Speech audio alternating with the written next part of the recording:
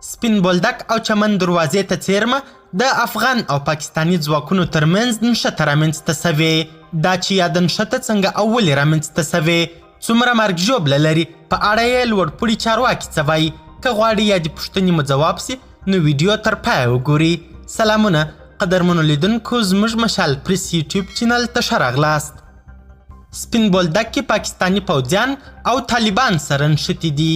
کندهار کې یوه ځایي سرچینه په سپین بولدک بندر کې د طالبانو او پاکستاني پوځیانو ترمنځ د نښتې خبر ورکوي.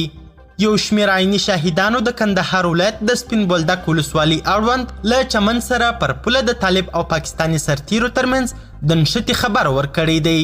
ویل کیږي چې دغه نښته نن یکشنبه د ډسمبر 11 تر ماپښین وروسته د شیرو اوبو په سیمه کې رامنځته سوې ده.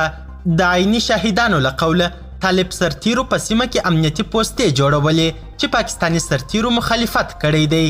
دا په داسې حال کې ده چې نن د څه وخت لپاره د سپین بولدک او چمن دروازې د بندېدو راپور هم ورکړل سوی و. تر دا مهاله د پیښې له ځایه د مرګ ژوبلې راپور نه دی ورکړل سوی.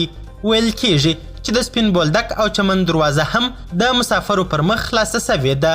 په همدې حال کې د طالبانو له منځه سرچینې الجزیرې سره په اړیکه کې د دې ډلې د جنګیالیو او پاکستاني پوځیانو ترمنځ یو ساعت نښته تایید کړې ده. اوس مهال وضعیت بیرته عادي سوی دی. طالبان او پاکستاني پوله ساتونکي له دې وړاندې هم په سپین بولدک بندر کې سره نښتي دي. قدرمنو لیدونکو، نړۍ مننه چې ویډیو مو تر اخري شیبو وکتل. د لا زیاتو او نورو لحظه پر لحظه خبري مطالبو لپاره زموږ همدغه مشال پریس یوټیوب چینل سبسکرایب کړئ. تر بیا او بلې ویډیو ښه وخت ښې چارې. د الله په امان.